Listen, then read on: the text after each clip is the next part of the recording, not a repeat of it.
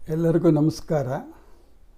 ಹಿಂದಿನ ಸಂಚಿಕೆಯಲ್ಲಿ ಧರ್ಮದ ಬಗ್ಗೆ ಅಭ್ಯಾಸ ಮಾಡ್ತಾಯಿದ್ವಿ. ಧರ್ಮ ಅಂದ್ರೇನು, ಧರ್ಮನಿಷ್ಠನ ಲಕ್ಷಣಗಳೇನು, ಯಾವ ರೀತಿ ನಾವು ಧರ್ಮನಿಷ್ಠರಾಗಿ ಇರಬೇಕು, ಅದರಿಂದ ಏನು ಪ್ರಯೋಜನ ಆಗುತ್ತೆ. ದಶಕಂ ಧರ್ಮಲಕ್ಷಣಂ ಅಂತಾರೆ. ಧೃತಿ, ಕ್ಷಮ, ದಮ, ಅಸ್ಥೇಯ, ಶೌಚ, ಇಂದ್ರಿಯ ನಿಗ್ರಹ, ಧೀವಿದ್ಯಾ, ಸತ್ಯಮ, ಕ್ರೋಧ. ದಶಕಂ ಧರ್ಮಲಕ್ಷಣಂ, ಧರ್ಮದ ಬಗ್ಗೆ. ಇವತ್ತು ಇಂದ್ರಿಯ ನಿಗ್ರಹದ ಬಗ್ಗೆ ಕೆಲವು ಕಗ್ಗದ ಪದ್ಯಗಳು, ಕೆಲವು ಶ್ಲೋಕಗಳು. ಇಂದ್ರಿಯ ನಿಗ್ರಹ ಅಂದ್ರೇನು? ಭಗವದ್ಗೀತೆಯ ಸಾರಾಂಶವನ್ನು ನಮ್ಮ ಜೀವನದಲ್ಲಿ ಅಳವಡಿಸ್ಕೊಳ್ಬೇಕಾದ್ರೆ ನಾವು ಅತ್ಯವಶ್ಯಕವಾಗಿ ಇಂದ್ರಿಯ ನಿಗ್ರಹವನ್ನು ಮಾಡಬೇಕು. ಇಂದ್ರಿಯಗಳು, ಪಂಚೇಂದ್ರಿಯಗಳು, ಕಣ್ಣು, ಕಿವಿ, ಮೂಗು, ನಾಲಿಗೆ, ಚರ್ಮ, ಇದು 5 ಇಂದ್ರಿಯಗಳು. ಮತ್ತು ಮನಸ್ಸು ಕೂಡ 6ನೇ ಇಂದ್ರಿಯ.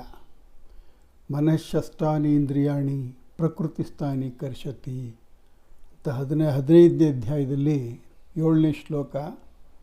ಮಮೈವಾಂಶೋ ಜೀವಲೋಕೆ ಜೀವಭೂತ ಸನಾತನಃ ಮನಃಶಸ್ತಾನಿ ಇಂದ್ರಿಯಾಣಿ ಪ್ರಕೃತಿಸ್ಥಾನಿ ಕರ್ಷತಿ. ಇದ್ರ ಬಗ್ಗೆ ಅಭ್ಯಾಸ ಮಾಡಿದ್ದೀವಿ. ಮನಸ್ಸು ಮತ್ತು ಇಂದ್ರಿಯಗಳು ಇವು ನಮ್ಮ ಹತೋಟಿಯಲ್ಲಿರಬೇಕು. ಕಠೋಪನಿಷತ್ತಿನಲ್ಲಿ ಸ್ಪಷ್ಟವಾಗಿ ಹೇಳಿದ್ದಾರೆ, ನಮ್ಮ ದೇಹ ಅನ್ನೋದು ಒಂದು ರಥ. ಇದಕ್ಕೆ ಕಟ್ಟಿರುವಂಥ ಕುದುರೆಗಳು ಇಂದ್ರಿಯಗಳು. ಆ ಕುದುರೆಗಳಿಗೆ ಹಾಕಿರೋ ಲಗಾಮು ಮನಸ್ಸು.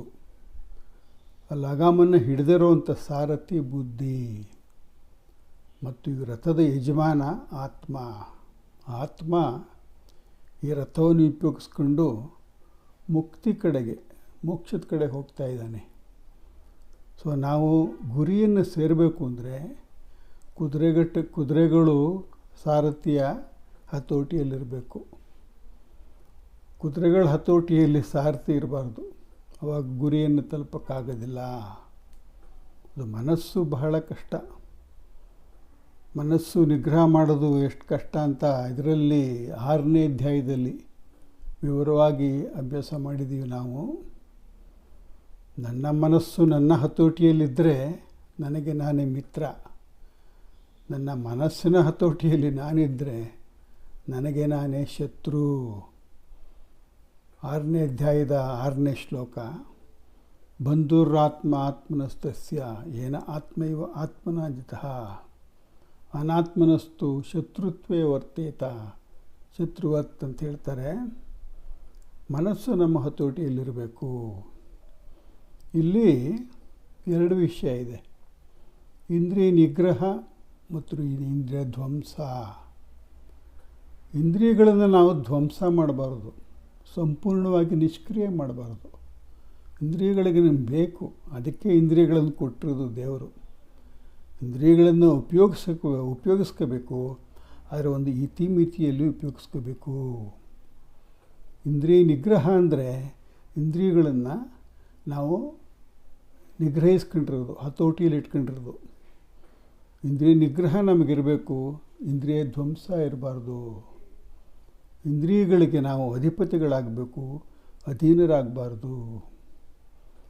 ಈ ಜಗದ ಗಂಧ ಪರಿಪರಿ ಹಸಿವ ಕೆಣಕುತ್ತರೆ ಭೋಜನವನ್ನು ಈಡನು ಏನೇ ಮನಸ್ಸು ಮುನಿಹುದೇ ಸಹಜಗಳ ಕೊಲ್ಲು ಎನ್ನುವ ಹಠಯೋಗಕ್ಕಿಂತ ಸರಿ ರಾಜಯೋಗದ ಉಪಾಯ ಮಂಕುತಿಮ್ಮ.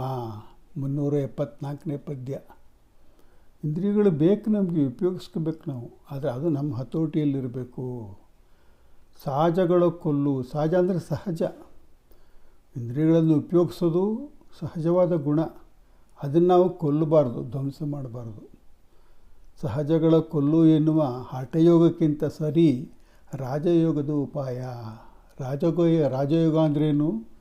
ಇಂದ್ರಿಯಗಳನ್ನು ಉಪಯೋಗಿಸ್ಕೋಬೇಕು, ಒಂದು ಮಿತಿಯಲ್ಲಿ ಉಪಯೋಗಿಸ್ಕೋಬೇಕು, ನಮ್ಮ ಹತೋಟಿಯಲ್ಲಿ ಇಟ್ಕೊಂಡು ಉಪಯೋಗಿಸ್ಕೋಬೇಕು. ಮಿತಿ ಭಾಳ ಮುಖ್ಯ ನೋಡಿ. Know your limits, don't cross your limits ಅಂತಾರೆ. ಮಿತಿಯೊಳಗಿದ್ದರೆ ವಿಷಾನು ಔಷಧಿ ಆಗುತ್ತೆ, ಮಿತಿ ಮೀರಿದ್ರೆ ಔಷಧಿನೇ ವಿಷ ಆಗಿಬಿಡುತ್ತೆ. ಇಂದ್ರಿಯ ನಿಗ್ರಹ ನಮಗೆ ಇರಬೇಕಾದಂಥ ಒಂದು ಗುಣ. ಮರಳಮುನಿಯನ್ನು ಕಗ್ಗದ 230ನೇ ಪದ್ಯ. ಭೋಗೇಚ್ಛೆಯಿಂ ಗೃಹ ಆರಾಮ ಧನ ಲೋಭಗಳು, ತ್ಯಾಗದಿಂ ಲೋಕಕಾರುಣ್ಯ ಪುಣ್ಯಗಳು, ರಾಗದ ಉದ್ವೇಗವಿರದ ಉಭಯ ಪ್ರವೃತ್ತಿಗಳ, ಯೋಗದಿಂ ಶಾಂತಿ ಸುಖ ಮರಳಮುನಿಯ. ನಮಗೆ ಜೀವನದಲ್ಲಿ ಭೋಗನೂ ಬೇಕು, ತ್ಯಾಗನೂ ಬೇಕು, ಎರಡೂ ಇರಬೇಕು. ಭೋಗ ಅಂದರೆ ಭೋಗಿಸೋದು, ಯಾವುದನ್ನೇ ಆಗಲಿ ನಾವು ಭುಜಿಸಬೇಕು, ಭೋಗಿಸಬಾರ್ದು ಅಂತಾರೆ. ಅತಿಯಾಗಿ ಭುಜಿಸಬೇಕು. ಭೋಗ ಇಚ್ಛೆ ಅಂದರೆ ಅಂದರೆ ಇಂದ್ರಿಯಗಳನ್ನೇ ಉಪಯೋಗಿಸ್ಬೇಕು ಅನ್ನೋ ಒಂದು ಆಸೆ, ಅದು ಒಂದು ಮಿತಿಯಲ್ಲಿರಬೇಕು. ಭೋಗ ಇಚ್ಛ ಪರಿಮಿತಿ ಅಂತಾರೆ ಡಿ ವಿ ಜಿಯವರು. ದಸ್ ಫಾರ್ ನೋ ಫರ್ದರ್ ಅಂತ ಒಂದು ಲೈನ್ ಹಾಕಬೇಕು ನಾವು. ಭೋಗೇಚ್ಛೆಯಿಂ ಗೃಹ ಆರಾಮ ಧನ ಲೋಭಗಳು. ಆರಾಮ ಅಂದರೆ ತೋಟ ಅಂತ, ಗೃಹ ಅಂದರೆ ಮನೆ, ತೋಟ, ಧನ, ಲಾಭ ಇವೆಲ್ಲ ಭೋಗದಿಂದ. ತ್ಯಾಗದಿಂದ ಲೋಕಕಾರುಣ್ಯ ಪುಣ್ಯಗಳು. ತ್ಯಾಗ ನಾವು ಲೋಕಕ್ಕೋಸ್ಕರ ಮಾಡೋದು, ಅದು ಪುಣ್ಯದ ಕೆಲಸ. ಭೋಗ ನಮಗೋಸ್ಕರ ಮಾಡೋದು, ಎರಡೂ ಇರಬೇಕು ನಮಗೆ. ರಾಗದ ಉದ್ವೇಗವಿರದ ಉಭಯ ಪ್ರವೃತ್ತಿಗಳು. ಉಭಯ ಪ್ರವೃತ್ತಿ ಅಂದರೆ ಯಾವುದು? ಭೋಗ ಮತ್ತು ತ್ಯಾಗ. ಇವೆರಡೂ ಇದ್ದರೆ ಯೋಗದಿಂ ಶಾಂತಿ ಸುಖ. ಭೋಗೇಚ್ಛೆಯಿಂ, ಭೋಗ ಇಚ್ಛೆ, ಭೋಗಿಸ್ಬೇಕು ಅನ್ನೋ ಒಂದು ಆಸೆ. ಭೋಗೇಚ್ಛೆಯಿಂ ಗೃಹ ಆರಾಮ ಧನ ಲೋಭಗಳು, ತ್ಯಾಗದಿಂ ಲೋಕಕಾರುಣ್ಯ ಪುಣ್ಯಗಳು, ರಾಗದ ಉದ್ವೇಗವಿರದ ಉಭಯ ಪ್ರವೃತ್ತಿಗಳ, ಯೋಗದಿಂ ಶಾಂತಿ ಸುಖ ಮರಳಮುನಿಯ. ಇಂದ್ರಿಯಗಳು ನಮಗೆ ಬೇಕು. ಇಂದ್ರಿಯಗಳಳು ಬಾಳಿ ಜೀವ ಪಕ್ವಂಗೊಳಲು, ಇಂದ್ರಿಯಗಳ ಮೀರಿ ಮೇಲೇರಿ ಜಾಣಿಂದ ಇಂದ್ರಿಯಗಳ ನಾಳೆ, ಲೋಕವಂ ಸಂತೈಪ ಬಂದು ಜೀವನ್ಮುಕ್ತ ಮಂಕುತಿಮ್ಮ. ಇಂದ್ರಿಯಗಳನ್ನು ಉಪಯೋಗಿಸ್ಕೋಬೇಕು, ಇಂದ್ರಿಯಗಳನ್ನು ನಮ್ಮ ಹತೋಟಿಯಲ್ಲಿ ಇಟ್ಕೊಳ್ಬೇಕು. ಇಂದ್ರಿಯ ನಿಗ್ರಹದಿಂದ ಚಿತ್ತಶುದ್ಧಿ ಆಗುತ್ತೆ. ಅದು ಮುಕ್ತಿಗೆ ಬೇಕಾದಂಥ ಅವಶ್ಯಕವಾದಂಥ ಒಂದು ಪೂರ್ವ ಸಿದ್ಧತೆ. ಈ ಇಂದ್ರಿಯಗಳು ಅಂದರೆ ಮುಖ್ಯವಾಗಿ ಕಾಮ, ಕ್ರೋಧ, ಲೋಭ ಇವೆಲ್ಲ. ಕಾಮ ಏಷ ಕ್ರೋಧ ಏಷ ರಜೋಗುಣ ಸಮುದ್ಭವ, ಮಹಾಶನೋ ಮಹಾಪಾಪ್ಮ ವಿದ್ಯೇನಮಿಹ ವೈರಿಣಂ. 3ನೇ ಅಧ್ಯಾಯದ 37ನೇ ಶ್ಲೋಕದಲ್ಲಿ ಹೇಳಿದ್ದಾನೆ ಕೃಷ್ಣ ಪರಮಾತ್ಮ. ಕಾಮ ಮತ್ತು ಕ್ರೋಧ, ಅತಿಯಾದ ಆಸೆ, ಕೋಪ. Anger is A temporary madness, anger is your enemy ಅಂತಾರೆ. ಎರಡೂ ಕೂಡ ಮಹಾಶನೋ ಮಹಾಪಾತ್ಮ. ಅವು ನಮಗೆ ಎಷ್ಟು ಕೊಟ್ಟರೂ ಕೂಡ ತೃಪ್ತಿನೇ ಆಗೋದಿಲ್ಲ. ಮಹಾಶನ ಅಂದರೆ ಹೆಚ್ಚಾಗಿ ತಗೊಳ್ತಾ ಇರುತ್ತೆ ಅವು. ಕಾಮಯೇಷ ಕ್ರೋಧಯೇಷ ರಜೋಗುಣ ಸಮುದ್ಭವ. ರಜೋಗುಣದಿಂದ ಬಂದಿರೋದು. ಗುಣತ್ರಯ ವಿಭಾಗದಲ್ಲಿ 14ನೇ ಅಧ್ಯಾಯ ವಿವರವಾಗಿ ನಾವು ಓದಿದ್ದೀವಿ, ಅಭ್ಯಾಸ ಮಾಡಿದ್ದೀವಿ.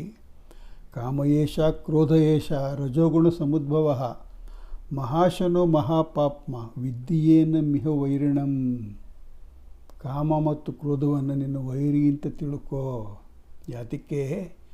ಅವು ನಮ್ಮನ್ನು ನರಕಕ್ಕೆ ಕರ್ಕೊಂಡೋಗುತ್ತವೆ, ದೇವರಿಂದ ದೂರ ಮಾಡುತ್ತವೆ. 16ನೇ ಅಧ್ಯಾಯದ 21ನೇ ಶ್ಲೋಕ. ತ್ರಿವಿಧಂ ನರಕಸ್ಯ ಇದಂ ದ್ವಾರಂ ನಾಶನಮಾತ್ಮನಃ ಕಾಮಕ್ರೋಧ ತಥಾ ಲೋಭ ತಸ್ಮಾತ್ ಏತತ್ರಯಂ ತ್ಯಜೇತ್. ಈ ಮೂರನ್ನು ನಾವು ತ್ಯಜಿಸಬೇಕು. ಯಾವುದು?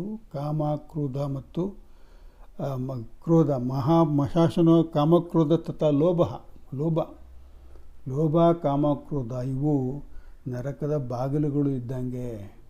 ನಮ್ಮ ಆತ್ಮನ್ನು ನಾಶ ಮಾಡುತ್ತವೆ ಇವು. ಅದನ್ನು ನಾವು ಹತೋಟಿಯಾಗಿ ಗೆಲ್ಲಬೇಕು. ತ್ರಿವಿಧಂ ನರಕಸ್ಯ ಇದಂ ದ್ವಾರಂ. ನರಕಕ್ಕೆ ದ್ವಾರ ಇವು 3. ನಾಶನಮಾತ್ಮನಃ, ಆತ್ಮನು ನಾಶ ಮಾಡುತ್ತೆ. ಕಾಮಕ್ರೋಧ ತಥಾ ಲೋಭ ತಸ್ಮಾತ್ ಏತತ್ರಯಂ ತ್ಯಜೇತ್. ಕಾಮ, ಕ್ರೋಧ ಮತ್ತು ಮೋಹವನ್ನು, ಲೋಭವನ್ನು ತ್ಯಜಿಸಬೇಕು ಅಂತ ಹೇಳಿದ್ದಾರೆ. ಈ ರೀತಿ ಅನೇಕ ಶ್ಲೋಕಗಳು, ಅನೇಕ ಪದ್ಯಗಳಿವೆ. ಮುಖ್ಯವಾಗಿ ಏನಂದರೆ ಇಂದ್ರಿಯಗಳು ನಮ್ಮ ಹತೋಟಿಯಲ್ಲಿರಬೇಕು. ನಮ್ಮ ಮನಸ್ಸು ನಮ್ಮ ಹತೋಟಿಯಲ್ಲಿದ್ದರೆ ನನಗೆ ನಾನೇ ಮಿತ್ರ, ಮನಸ್ಸಿನ ಹತೋಟಿಯಲ್ಲಿ ನಾನಿದ್ದರೆ ನನಗೆ ನಾನೇ ಶತ್ರು ಅಂತ ಸ್ಪಷ್ಟವಾಗಿ ಹೇಳಿದ್ದಾನೆ 6ನೇ ಅಧ್ಯಾಯದಲ್ಲಿ 6ನೇ ಶ್ಲೋಕ. ಮನವೆಂಬ ಮರ್ಕಟನು ತನುವೆಂಬ ವೃಕ್ಷವನ್ನೇರಿ, ಇಂದ್ರಿಯಗಳೆಂಬ ಶಾಖೆಗೆ ಹಾರಿ, ವಿಷಯಗಳೆಂಬ ಫಲವನ್ನು ಗ್ರಹಿಸಿ ಭವದತ್ತ ಮುಖ ಮಾಡಿ ಹೋಗುತ್ತಿದೆ ನೋಡ, ಭವದತ್ತ ಮುಖ ಮಾಡಿ ಹೋಗುತ್ತಿದೆ ನೋಡ. ಅದರದ್ದು ಅದನ್ನು ನಿಮ್ಮ ನೆನವೆಂಬ ಪಾಶದಿ ಕಟ್ಟಿ ಎನ್ನನ್ನು ನಡೆಸಿಕೊಳ್ಳೆಯ ಅಖಂಡೇಶ್ವರ ಅಂತ. ಮನಸ್ಸು ಅರ್ಜುನ ಹೇಳ್ತಾನೆ ಭಾಳ ಕಷ್ಟ ಅಂತ. ಚಂಚಲಂ ಹಿ ಮನಕೃಷ್ಣ ಪ್ರಮಾಥಿ ಬಲವ ದೃಢಂ ತಸ್ಯಾಹಂ ನಿಗ್ರಹಂ ಮನ್ಯೆ ವಾಯುರಿವ ದುಷ್ಕರಂ. ಅಂದರೆ ಕಂಟ್ರೋಲ್ ಮಾಡೋದು ಕಷ್ಟ ಮನಸ್ಸನ್ನು, ಆದರೂ ನಾವು ಕಂಟ್ರೋಲ್ ಮಾಡಬೇಕು. ಪಂಚೇಂದ್ರಿಯಗಳು ಮತ್ತು 6ನೇ ಇಂದ್ರಿಯ ಆದ ಮನಸ್ಸನ್ನು ನಮ್ಮ ಹತೋಟಿಯಲ್ಲಿ ಇಟ್ಕೊಳ್ಳೋದು ಬಹಳ ಮುಖ್ಯವಾದ ಗುಣ ನಮಗಿರಬೇಕಾದ್ದು. ಅದು ಭಗವದ್ಗೀತೆಯನ್ನು ನಮ್ಮ ಜೀವನದಲ್ಲಿ ಅಳವಡಿಸ್ಕೊಳ್ಳೋಕ್ಕೆ ಬಹಳ ಅವಶ್ಯಕವಾದಂಥ ಗುಣ. ಇನ್ನೂ ಕೆಲವು ಗುಣಗಳಿವೆ ನಾವು ಪಡ್ಕೋಬೇಕಾದಂಥದ್ದು. ಅದನ್ನು ಮುಂದಿನ ಸಂಚಿಕೆಯಲ್ಲಿ ಅಭ್ಯಾಸ ಮಾಡೋಣ. ನಮಸ್ಕಾರ.